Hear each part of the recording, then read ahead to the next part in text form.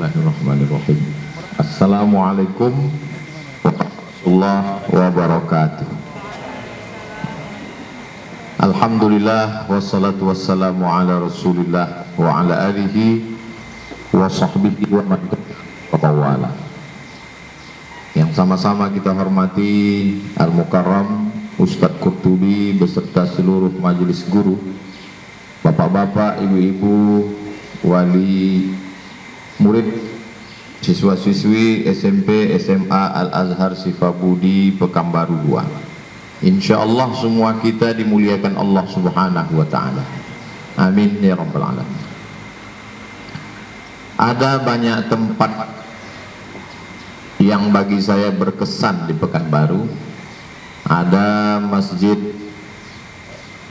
Akramun Nas Undri, saya pernah ceramah 4 tahun di sana. Ada Masjid Al-Falah, saya pernah tausiah 2 tahun. Ada Masjid An-Nur, lama sekali. Tapi di antara semua tempat-tempat ini, yang paling berkesan buat saya Al-Azhar Sifabudi. Apalagi lantai 2 sebelah kanan. Kenapa begitu? Karena tempat itu mengingatkan saya tentang bagaimana rasanya menjadi ustadz yang jamaahnya cuma 2 orang. 2008 saya pulang, ditelepon oleh salah seorang wali murid, "Ustadz, kami ada pengajian, Ustadz bisa datang?" "Insya Allah Bu." Lalu saya datang ke atas, jamaahnya 2,5, ibu-ibu 2 orang, yang satu lagi tidur. Jadi kalau engkau Abdul Somad mau mengingat-ingat bagaimana rasanya ceramah ngajar muridnya 2 orang, datanglah ke Al-Azhar Sifabudi.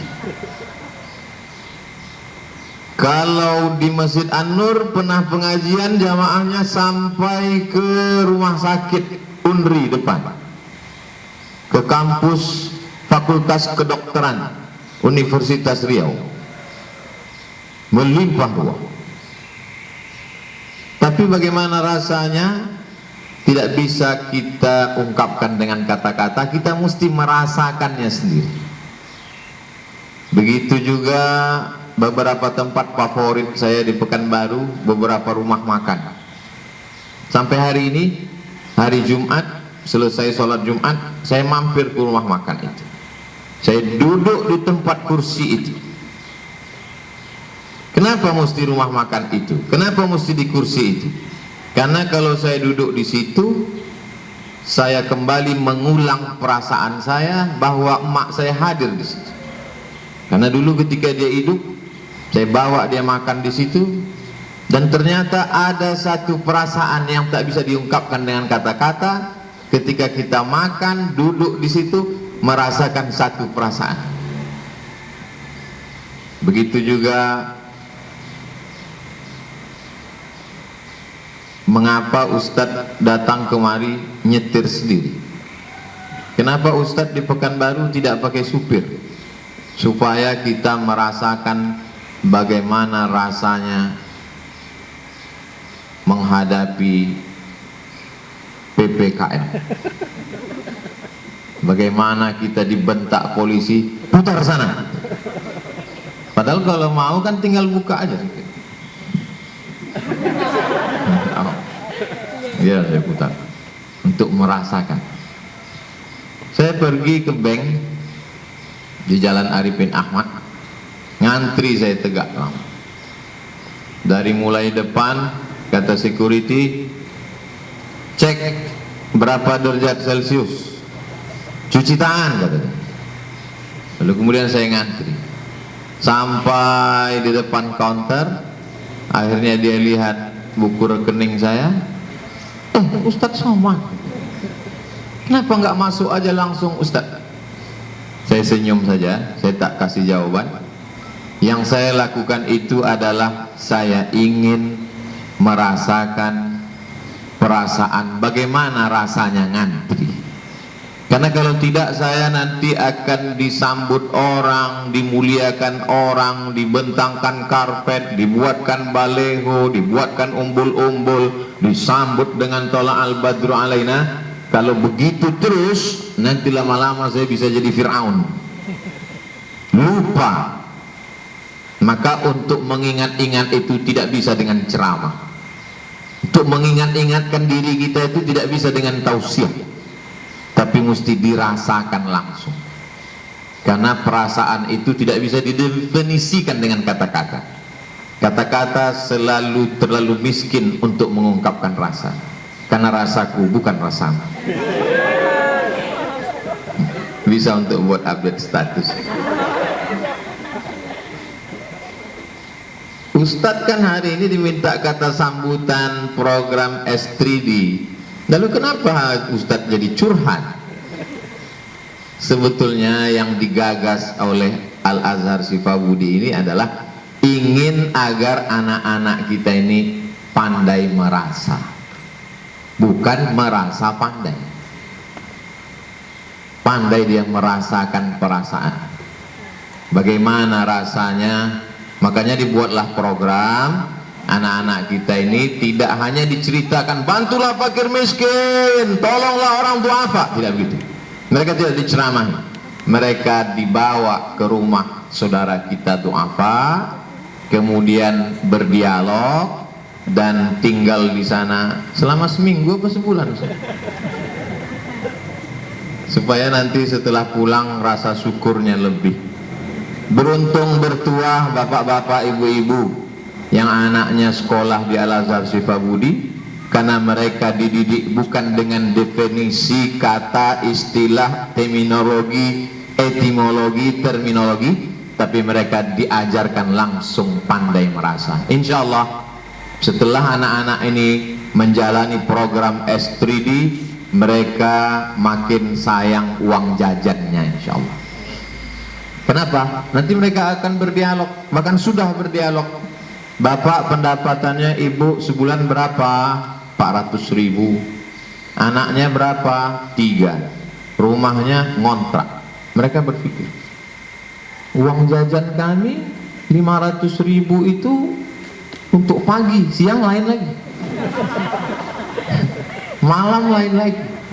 Ini 400.000 sebulan ngontrak rumah, anak, uang sekolah. Mereka akan sayang. Banyak orang dalam hatinya mungkin dia tidak komen, takut, segan, tapi dalam hatinya dia komen, kenapalah sendal Ustadz ini warna hijau? Apa karena supaya sejalan dengan baju komando? Sendal ini saya ceramah, sendal saya hilang. Kalau ada jamaah yang sendalnya hilang, jangan bersedih, berarti sendal itu sudah masuk surga duluan sebelum orangnya masuk. Yang kita sedihkan sampai di akhirat sendalnya masuk surga, orangnya masuk neraka. Nauzubillah. Lalu digantilah sendal oleh Ustadz Luqmanul Hakim dari Pontianak. Inilah asbabun nuzul sendal hijau. Sampai hari ini saya tidak beli sendal baru. Kenapa? Karena pergi saya ke mall, saya tidak sebut nama mallnya, khawatir dia dapat iklan gratis. Sampai di mall itu saya lihat harga sendal 500.000, 1 juta, 2 juta, 2 juta setengah. Saya keluarkan dompet, mau saya beli yang 2 juta setengah. Kenapa Ustaz tidak beli yang 500? Masa profesor doktor pakai sendal 500? Tapi begitu saya mau bayar, dalam hati saya tidak ada ceramah, tidak ada hadis, tidak ada ayat, hanya rasa aja dalam hati. Sampai hati kau somat pakai sendal 2 juta setengah, anak yatim tak makan, fakir miskin tak bayar uang sekolah.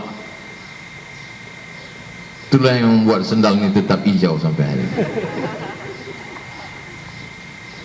Itulah mengapa saya sempat-sempatkan setahun 2 kali ke suku Talang Mama. Supaya apa? Supaya sadar diri, tahu diuntung bagaimana rasanya bangun jam 2 malam, maaf, mau ke toilet, turun dulu jalan tanah, tangganya tanah licin, ke bawah rakit di sungai, dan itu tempat konservasi alam harimau Sumatera. Andailah saya ini agak berdaging sedikit, sudah lama dimakan harimau, sudah lama diintai-intai harimau itu, pas ditengoknya tak ada ini gitu. Kita tidak pernah bersyukur punya toilet. Kenapa? Karena toilet kamar mandi di dalam kamar kita, bangun langsung masuk, bangun langsung masuk. Tapi begitu kita di atas, turun ke bawah, barulah sadar, oh nikmat toilet. Anak-anak kita ini tidak pernah bersyukur punya ayah, punya ibu. Kenapa?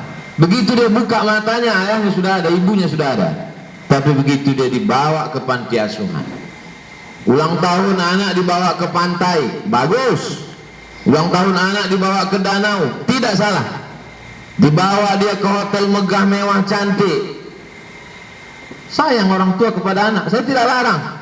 Tapi sekali-sekali bawa dia ke panti asuhan. Ini siapa Pak? Ini siapa Ma? Ini kawan kalian, sama seperti kalian. Cuman bedanya kalian diuji punya rumah, punya mobil, punya uang, punya orang tua cukup. Mereka ujiannya kekurangan. Ayahnya mana? Ayahnya meninggal. Emaknya mana? Emaknya meninggal. Dia yatim piatu. Diletakkan di dalam kardus, dijaga oleh bapak ketua panti sampai hari ini. Dia akan berpikir. Nabi selalu mengajak sahabat itu merasakan perasaan orang lain. Nabi ada kalanya dia tidak menjawab pertanyaan, tapi dia mengajak sahabat untuk berpikir menjawab pertanyaan itu. Ya Rasulullah, aku mau berzina, kata sahabat. Sahabat yang lain sudah mencabut pedangnya, kupancung kepalanya, lancang dia, kasar dia. Kata Nabi, tidak, tenang. Bagaimana kalau orang bagaimana kalau orang berzina dengan adikmu? Bagaimana kalau orang berzina dengan anakmu? Bagaimana kalau orang berzina dengan istrimu? Bagaimana kalau orang berzina dengan emak kandungmu? Nabi tidak menjawab. Nabi mengajak dia berpikir dan merasa. Itulah yang sedang diasah di Al-Azhar Sifabudi. Lalu hebohlah masyarakat dengan itu. Azhar Sifabudi tidak heboh dengan itu. Yang dia hebohkan bagaimana menyenangkan anak yatim. Tadi di ruang guru kata Ustaz Qurtubi, nanti 10 Muharram, hari anak yatim, kita akan bawa anak yatim ke hotel, kita bawa ke mall, makan enak. Langsung ditanya Ustaz Jamal, batasan umurnya berapa? Soalnya kami anak yatim, saya yatim piatu lagi. Yang memberikan batasan umurnya adalah Nabi. La yutma ba'dal ihtilam. Hadis Abu Daud, riwayat Imam Abu Daud, HR Abu Daud. Tidak lagi disebut yatim setelah dia mimpi akil balik. Dengan demikian maka tereliminasilah kami, saya, Ustaz Jamal dan Ustaz Tato. Ini saya sampaikan supaya kita jangan terlalu banyak berharap, Ustaz. Karena puncak penderitaan adalah pengharapan yang terlalu besar.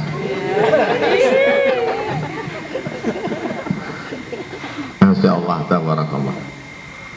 Bapak-bapak ibu beruntung bertuah. Kenapa? Karena bapak ibu tak perlu terlalu banyak menasihati anak, karena anak sudah merasakan sendiri. Tak sama antara cerita. Kenal kau dengan Ustaz Somad? Kenal. Dari mana kau kenal? Selalu ku tengok balehonya. Ternyata tak sama muka di baleho dengan yang asli. Kenal kau dengan Ustaz Somad? Kenal. Dari mana kau tahu? Selalu ku tonton di YouTube-nya. Pas ketemu langsung, lebih muda dari yang di YouTube ya. Itu kesaksian banyak, bukan 1-2 orang. Sedang saya tulis bukunya. Tapi begitu kita datang ke rumahnya, menengok lantai rumahnya, melihat dapurnya, bercerita apa yang dia makan, itu akan memunculkan rasa. Setelah itu dia insya Allah akan sayang kepada ibu, akan sayang kepada bapak. Kalau tak percaya, daftarkanlah anak Anda segera ke Al-Azhar Sifabudi sebelum tanggal penutupan berikutnya. Itu tidak ada pesan dari siapapun, hanya saya aja. Karena Azhar Sifabudi ini terus terang berkesan. Walaupun tidak ada undangan ceramah, kadang saya jalan-jalan sendiri kemana untuk mengenang masa-masa 2008. 12 tahun yang lalu saya datang ceramah kemarin. Di antara semua tempat di Pekanbaru ini, dari jembatan Leton sampai jembatan arah Kelipat Kain, maka banyak tempat, banyak sejarah, banyak rasa. Maka di sini saya mengajar tadabbur Al-Quran sampai juz 2 atau juz 3. Dan sampai hari ini jamaah-jamaah itu ada yang ke Bandung, ada yang ke Jakarta, tapi insya Allah kita akan tetap bersama dalam rasa. Kata Nabi, almar'u ma'aman ahab. Orang akan tetap bersama dengan siapa yang dia cintai, dengan siapa yang dia sayangi. Tapi yang namanya manusia dia tetap cepat berubah. Itu setelah dari rumah anak yatim, sehari, 2 hari, sepekan, 2 pekan, sebulan, 2 bulan, setahun, lupa. Maka sering-sering buat. Itulah mengapa program kami berkesinambungan. Abdul Somad, kalau kau lupa rasanya, maka setiap hari Jumat kedua setiap bulan kami keliling bagi beras. Bagi beras ke tepi Sungai Siak. Tanahnya nyewa, di atas tanah itu rumah kayu hampir tumbang. Ternyata rumah itu pun juga numpang. Di atasnya ada kasur, kasurnya sobek, kuyak dan lain sebagainya. Suami ambil upah pikul pupuk, pikul barang-barang di tongkang yang ada di pelabuhan Sungai Duku. Cerita-cerita itu membangkitkan rasa syukur kepada Allah, dan kita menjadi orang yang tidak menggunakan uang untuk sesuatu yang tak penting. Maka yang penting-penting aja kita beli. Setiap hari Jumat kedua setiap awal bulan kami kunjungi tempat yang tidak ada pengulangan. Setiap tempat selalu baru, fresh, untuk mengasah pikiran. Karena tak ada orang mengasih nasihat ke saya, tak ada orang menasihati saya. Satu-satunya nasihat untuk saya adalah ketika diajak untuk berbagi. Hari ini juga begitu. Cuman bedanya, kalau Yayasan Tabung Wakaf Umat datang, bagi, foto, selesai. Kalau Azhar Sifabudi tidak, katanya pakai dialog, dan khusus yang pelajar sampai nginap katanya. Berapa lama nanti ditentukan Ustaz Kurtubi, supaya lebih berkesan dan lebih berasa. Itu yang dapat saya sampaikan. Selamat merasa, selamat merasakan perasaan orang lain. Itulah yang disebut dengan empati. Mudah-mudahan apa yang kita lakukan ini diridhai Allah Subhanahu wa ta'ala. Ala hazihi niyah, untuk niat yang baik ini. Al-Fatihah. A'udzubillahi minasyaitonir rajim. Bismillahirrahmanirrahim. Alhamdulillah rabbil alamin arrahmanir rahim maliki yaumiddin. Iyyaka na'budu wa iyyaka nasta'in ihdinas siratal mustaqim. Siratal ladzina an'amta 'alaihim ghairil maghdubi 'alaihim waladdallin. Amin. Allahumma ja'alna, jadikan kami minal ladzina yastami'una al-qaula fayattabi'una ahsana. Orang-orang yang merasakan perasaan orang lain, mendengar ucapan yang baik lalu mengiringinya dengan amal yang baik. Allahumma ja'alna minal munfiqin, jadikan kami orang-orang yang mampu berinfak, berwakaf dan bersedekah. Barik lana fi arzaqina, berikan berkah pada rezeki kami, supaya rezeki itu menjadi amal jariah, mengalir ke kubur kami setelah kami mati. Barik lana fi auladina, berikan berkah pada anak-anak kami, supaya anak-anak kami menjadi anak berbakti, mengirimkan kami doa di tengah malam dalam munajat, menetes air matanya mengalir sampai ke makam kami. Wahfazhum min kulli su' wa syar, jaga mereka dari narkoba, jaga dari zina, jaga dari LGBT, jaga dari aliran sesat. Jadikan mereka anak-anak yang saleh dan salihah. Allahumma jma'na ma'al habibil mustafa fi jannatikal ula, satukan kami nanti di surga bersama Nabi Muhammad sallallahu alaihi wasallam. Bagaimana kami bersahabat di dunia, bersahabat di Al-Azhar Sifabudi, izinkan pula kami bersama dalam surga Jannatul Firdaus. Allahumma khtim lana bi husnil khatimah tutup umur kami dengan husnul khatimah. Saat malaikat maut mencabut nyawa kami, yang terakhir keluar dari mulut kami, anak kami yang membisikkan ke telinga kami sebelah kanan, la ilaha illallah Muhammadur Rasulullah sallallahu alaihi wasallam, kalimatu haqqin 'alaiha nahya, dengan itu kami hidup, wa 'alaiha namutu, dengan itu kami mati, wa biha nub'atsu, dengan itu kami nanti akan diwakilkan di padang mahsyar. Rabbana atina fid dunya hasanah wa fil akhirati hasanah wa qina adzabannar. Wassallallahu ala sayyidina Muhammad wa ala alihi wa sahbihi wasallam, walhamdulillahi rabbil alamin. Taqabbalallahu minkum minna wa minkum taqabbal ya karim. Akhirnya saya ucapkan selamat atas program S3D. Mudah-mudahan Allah selalu melimpahkan rahmat dan ridhanya. Terima kasih segala perhatian, mohon maaf segala kesilapan dan kekhilafan. Wassalamualaikum warahmatullahi wabarakatuh.